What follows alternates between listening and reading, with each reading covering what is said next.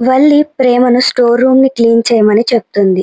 దాంతో ప్రేమ store room clean చేయడానికి వచ్చి ధీరజ్ అన్న మాటలు బాధ పెడుతుంటే, ఈ వల్లి ఒకటి నా ప్రాణానికి అని అనుకుంటూ ధీరజ్ మాటల కన్నా ఇదేం కష్టం కాదు అనుకొని క్లీన్ చేస్తుంది.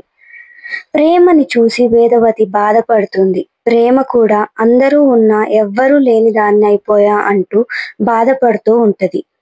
క్లీన్ చేస్తున్న ప్రేమని చూసిన వాళ్ళ నాన్న, ఎలా పెరిగిన దానివి ఈ పనులన్నీ నువ్వు చేయడం ఏంటి? ఇప్పుడైనా మన ఇంటికి వచ్చేయమ్మా అంటూ బాధపడతాడు. ధీరజ్ ప్రేమ వాళ్ళ నాన్న మాట్లాడుకునేది అంతా చూస్తుంటాడు.